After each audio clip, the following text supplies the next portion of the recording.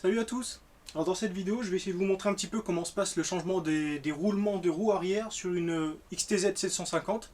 Ça varie un tout petit peu d'une moto à une autre, mais le principe reste le même. Alors déjà, une question simple qu'on peut se poser, c'est quand changer ses roulements de roues arrière? Tout simplement quand ils sont usés, il n'y a pas de raison de le faire préventivement. Sur une moto qui va faire essentiellement de la route, on peut faire 20 000, 30 000, 40 000, 50 000 km. C'est pas un souci, c'est courant. Sur une moto qui fait du tout-terrain, je pense qu'on va être en moyenne à 10 000 km. C'est plus ou moins ce que j'ai constaté. Moi je fais même un petit peu moins que ça parce qu'ici dans le nord on fait énormément de bourbiers comme vous le voyez dans mes vidéos. Donc l'eau a tendance à s'infiltrer. Bon, il y a aussi les petits passages de Karcher on insiste un petit peu trop sur les roulements. Et forcément ça les tue beaucoup plus rapidement. Alors pour savoir quand les roulements sont bons à changer, simplement vous allez avoir du jeu dans la roue. Ça se constate très simplement, de préférence avec la roue levée du sol. On le sent nettement mieux, mais si vos roulements sont vraiment morts, même quand la roue est au sol, ça va se sentir quand même. Donc vous prenez la roue à deux mains et vous essayez de la faire gigoter de gauche à droite, de haut en bas.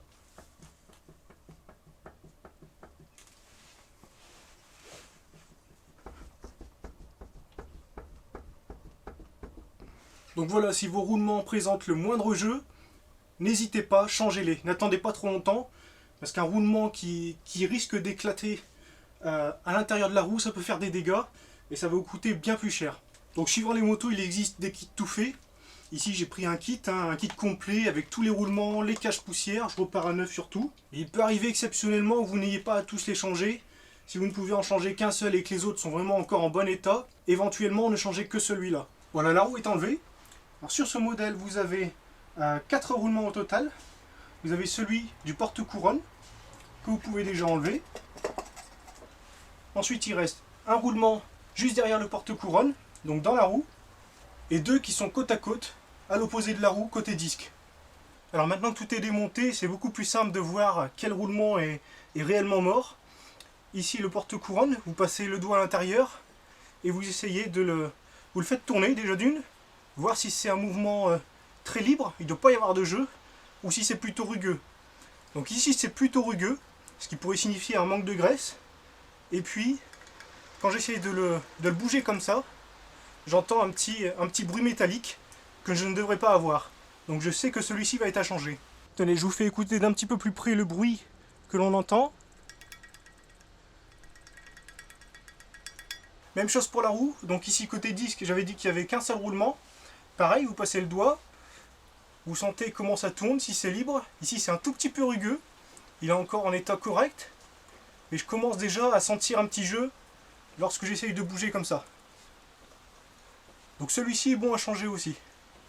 Et maintenant, de l'autre côté, donc ici il y a deux roulements qui sont côte à côte. Un ici devant qu'on voit avec son joint d'étanchéité orange. Et l'autre donc juste derrière, pareil. Essayez de sentir un peu si ça bouge, si ça tourne librement. Et alors ceux-là sont en très bon état. Il n'y a pas de raison de les changer. C'est assez rare, j'ai déjà changé 2 fois l'ensemble de mes roulements de roue. Et à chaque fois, quasiment tous les roulements étaient impactés. De ce côté-ci, j'ai vraiment pas de crasse. Il n'y a que de la graisse. Tout a bien fait le job. Ce sont des roulements étanches à la base, mais enfin, ça ne l'est jamais à 100%. Et en tout cas, ici, ils sont pas à changer. Allez, on démarre avec le roulement de porte-couronne. Alors avant, vous avez un joint, un cache-poussière. Vous le faites sauter avec un tournevis plat. Passez-le délicatement en dessous. Tournez un petit peu. Il se décolle déjà. Faites le tour. Voilà. Donc là, il est venu tout seul. Ici, on a donc beaucoup de graisse. Oui, j'avais blindé de graisse résistante à l'eau. C'était fait exprès. Ça a plutôt bien fait le job. Vu les bourbiers qu'il a pris, je pense qu'il a plutôt bien résisté. À savoir que mes roulements ont environ 8000 km. C'est pas trop mal pour une moto qui voit énormément de off-road. Donc pour que vous puissiez bien voir, voici un roulement neuf, donc le roulement de porte-couronne que j'avais acheté d'avance. Vous avez une portée interne et une portée externe. Donc pour extraire l'ancien roulement, on peut taper sur la portée interne. Il est fichu de toute façon. Un roulement frappé est à changer d'office. N'essayez pas de le réutiliser. Donc on va frapper l'ancien roulement en tapant sur la bague interne. Vous pouvez y aller avec une barre de fer résistante ou une douille. Mais avant de l'extraire, vous avez une petite bague ici à l'intérieur qu'il faut d'abord enlever. Et elle s'extrait de ce côté-ci. Donc on va taper de l'autre côté. Donc je vais prendre une barre de fer quelconque avec une massette. Et puis on y va tout doucement. Elle doit sortir assez facilement. Hop. Donc j'ai à peine tapé, elle est déjà tombée. Voilà, maintenant on va pouvoir sortir le roulement lui-même. Donc pour ça, on va le sortir de ce côté-ci. Ce qui fait qu'on va mettre la pièce à l'envers. Et on va la mettre sur des supports pour la surélever. Et pour que le roulement puisse tomber librement. Voilà, donc de ce côté-ci, on va pouvoir taper sur la portion interne du roulement. N'essayez pas de taper sur la portion externe. Vous allez abîmer la portée du roulement. C'est pas bon du tout.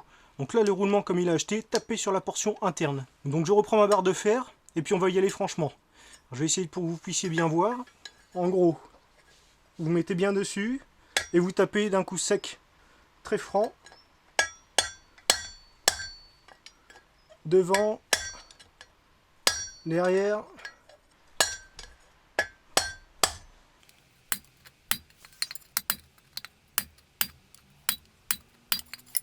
Voilà, le roulement s'est déjà décollé de quelques millimètres.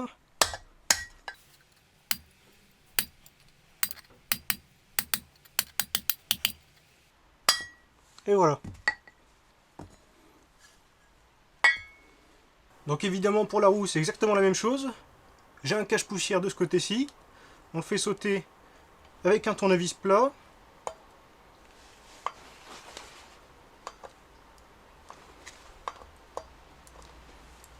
Hop. Et le voilà. Donc ici on constate que bon bah il y a encore de la graisse, mais visiblement il y a de l'eau. Il y a de l'eau qui est passée, un peu de terre.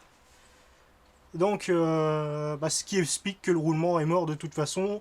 Avec les chocs répétés, les vibrations et un peu d'eau, bah forcément ça chasse la graisse des roulements et ça les abîme, inévitablement. Donc le roulement il va falloir le chasser vers l'extérieur, ce qui fait que je vais retourner la roue pour le taper de l'autre côté. Pour qu'il puisse tomber plus librement, j'ai évidemment placé 2 cales sous ma roue. Et maintenant, on va venir taper avec notre barre de fer en allant chercher à l'opposé. Je vous rappelle que le roulement à chasser est de l'autre côté de la roue. Donc ici, j'insère ma barre de fer jusqu'au bout, légèrement de biais, je force, bim, là je sens une résistance. C'est que je suis sur la bague interne du roulement de l'autre côté de la roue. Je vous le remonte sous cet angle, on l'insère, de biais, hop. On entend la résistance mécanique, c'est que on est sur le roulement. Alors à l'intérieur de la roue, vous avez une grande entretoise, c'est un tuyau creux en fait, qui va de part et d'autre de la roue par l'intérieur, qui met en contact les roulements qui sont insérés de chaque côté. C'est la petite entretoise qu'on peut entendre lorsqu'on passe le doigt. Elle est légèrement mobile. Donc quand on se met dessus, évidemment, plusieurs fois on va riper. Hop. Si j'appuie, si je redresse ma barre, je vais tomber. Donc le but c'est de taper sur le roulement, un peu partout comme je l'ai fait précédemment. Allez, c'est parti.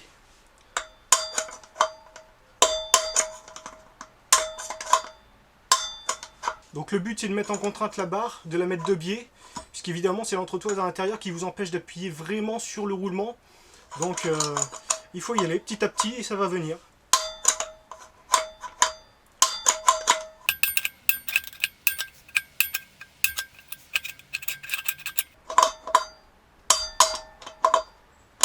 Voilà, une fois que j'ai commencé à l'avoir, qui s'est décollé un petit peu, la barre prend tout de suite un bien meilleur appui. Là je ne glisse plus.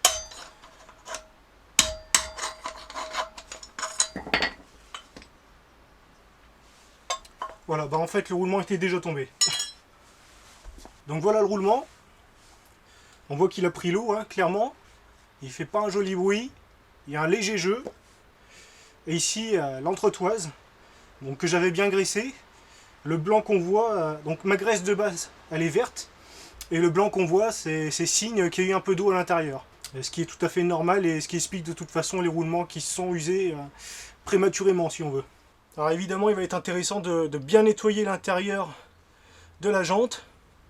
J'essaye de vous le montrer ici. Toute la portion a reçu un petit peu d'eau. Donc ici, c'est bien sale, hein. C'est de l'eau boueuse, graisseuse. parce que j'avais quand même mis pas mal de graisse. Voilà, c'est bien sale. On va essayer de nettoyer tout ça.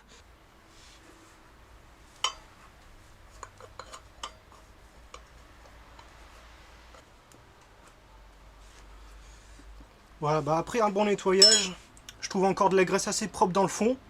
Sachant que ce sont des roulements étanches, je pense qu'il n'a pas souffert de l'autre côté. Donc ce que je vais faire, c'est le blinder de graisse par ici, par l'intérieur. Donc je vais pas pouvoir vous montrer ça, ça va être trop compliqué à la caméra. Et puis on va simplement changer ce roulement-ci et le porte-couronne que j'ai déjà enlevé. Mais généralement, si vous avez le moindre doute, changez tous les roulements. Vous posez pas de questions, ça coûte pas excessivement cher. Donc si vous les avez tous achetés, changez tout. Vous repartirez sur la route l'esprit tranquille. Alors évidemment, utiliser de la graisse résistante à l'humidité, à l'eau. Ici j'utilise par exemple de la Sodise. C'est une graisse que je trouve dans un magasin agricole à côté de chez moi pour environ 5 €. C'est une graisse très adhérente sur le métal, filante, pouvoir extrême pression. Donc idéal pour des roulements comme ici. Excellente tenue à l'eau, même en milieu marin. Bon, c'est une graisse qui me convient pour beaucoup d'applications. Et je peux vous la recommander, mais il en existe beaucoup d'autres qui sont similaires. Alors évidemment, avant de procéder au remontage, prenez soin de bien nettoyer, de chasser la vieille graisse qui a pris l'eau. Nettoyez bien les portées du roulement. Et ensuite on pourra attaquer le remontage. Alors ce qu'on va faire, c'est prendre un tout petit peu de graisse, vraiment pas grand chose. Venez graisser la zone où le roulement va devoir rentrer. Alors c'est pas vraiment la graisse qui va l'aider à rentrer, hein. C'est simplement, tout ça c'est pour que tout l'intérieur soit un petit peu gras pour prévenir de la corrosion qui arriverait trop rapidement. Alors le roulement n'a pas de sens, hein. Vous pouvez le mettre indifféremment dans un sens ou dans l'autre. Donc c'est un roulement étanche, il n'y a pas besoin de le graisser excessivement. C'est simplement pour lui mettre un film de protection supplémentaire. Donc pareil, un peu de graisse. Voilà, quelque chose comme ça. Ici ça fait pas de mal d'en mettre. Et donc cette partie-là, je vais la mettre par en bas. Alors pour le remontage, ne tapez que sur la portion externe du roulement cette fois-ci. Jamais sur la portion interne. Donc, je le pose. Et pour l'engager, simplement pour l'engager de quelques millimètres, je viens tapoter avec un maillet, et pas une massette, avec un maillet en caoutchouc. Je viens tapoter sur le pourtour. Alors, et prenez soin de regarder régulièrement. S'il rentre de biais, corrigez sa trajectoire. Voilà.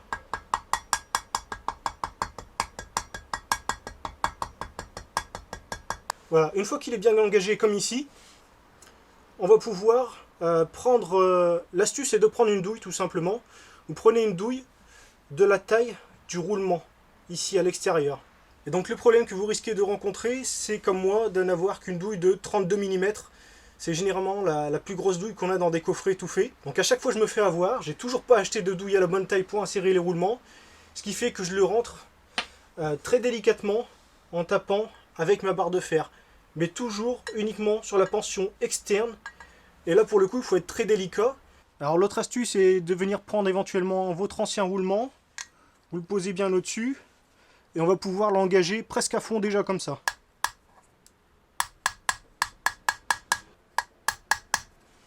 Contrôlez toujours qu'il rentre bien droit dans son logement. Voilà, comme il est ici rentré à ras-bord, je ne peux plus taper avec l'ancien roulement, on risque de le coincer avec. Donc là je vais passer à la deuxième méthode, c'est-à-dire avec la barre de fer, en mettant bien mes doigts, en le forçant sur le bord du roulement, puisque là j'ai un petit affleurement. Et puis on va y aller délicatement en faisant tout le tour, on continue tranquillement comme ça. Donc évidemment c'est pas la méthode idéale, mais si vous n'avez pas la bonne taille de douille pour le rentrer, ou le bon outil, c'est une solution alternative qui fonctionne.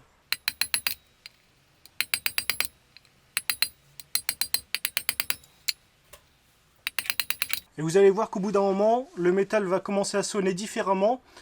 Ce sera lorsque le roulement sera au fond de sa gorge. Vous allez l'entendre, vous inquiétez pas.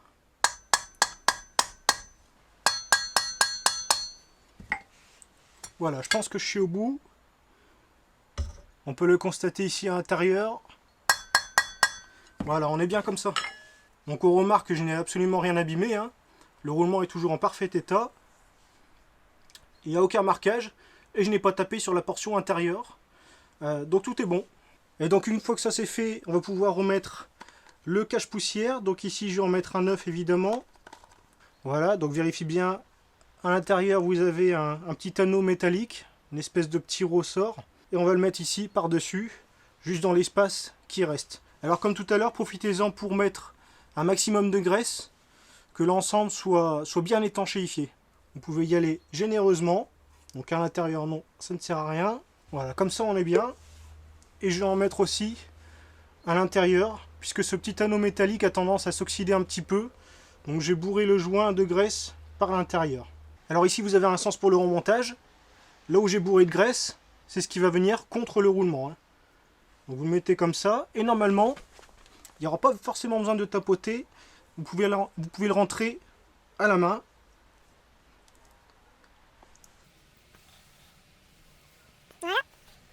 Voilà, donc il est bien à fleur. Ça ne doit pas dépasser. On remarque que la graisse que j'ai mis a commencé à se chasser par ici, donc c'est très bien. Là on a quelque chose qui est bien étanchéifié pendant des milliers de kilomètres. Voilà, donc on vient faire le remontage du roulement de roue. Surtout n'oubliez pas de remettre l'entretoise. Une fois que vous avez remis votre roulement, si vous avez oublié l'entretoise, vous devrez le ressortir et donc le frapper par l'intérieur. Il sera bon à jeter. Ici je l'ai nettoyé de sa graisse. Donc l'entretoise est encore propre. On va maintenant venir la regraisser. Donc ici encore une fois c'est simplement pour prévenir de la corrosion. Voilà, donc évidemment depuis tout à l'heure je touche un petit peu au disque avec la graisse. Je suis un petit peu concentré sur le cadrage de la caméra, mais ne vous inquiétez pas, avant le remontage de la roue, la première chose qu'on va faire c'est de dégraisser soigneusement le disque. Ne surtout pas remettre en contact le disque avec vos plaquettes avant de le nettoyer. Vous allez contaminer vos plaquettes. Donc mon entretoise est graissée. Je peux aussi graisser légèrement la paroi à l'intérieur de la jante. Pareil, pour prévenir de la corrosion. Voilà, une fois que tout est graissé, on vient donc remettre l'entretoise. Et puis on peut attaquer avec le roulement neuf. On n'oublie pas de remettre un peu de graisse pour la face qui va se retrouver à l'intérieur de la roue. Un tout petit peu de graisse sur la portée du roulement, ça fait pas de mal. Alors ici aussi on peut commencer à tapoter avec le maillet sur le tour, sur la face extérieure du roulement, pour l'entrer délicatement. On vérifie qu'il rentre bien droit. Hop. Dès que ça bloque, n'essayez pas de forcer, c'est qu'il est rentré légèrement de biais. Ici on est bon.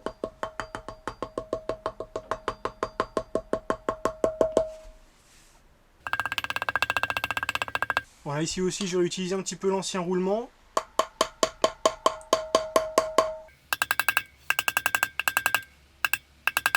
Et ensuite on peut y aller avec une douille de la bonne taille.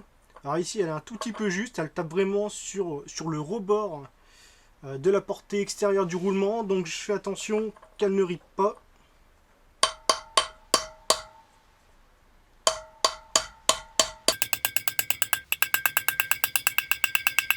Voilà, donc on a bien entendu le bruit changer, on a maintenant un bruit métallique.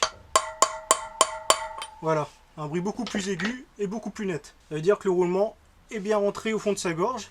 Il ne nous reste plus qu'à remettre généreusement de la graisse et par-dessus on vient mettre le cache-poussière.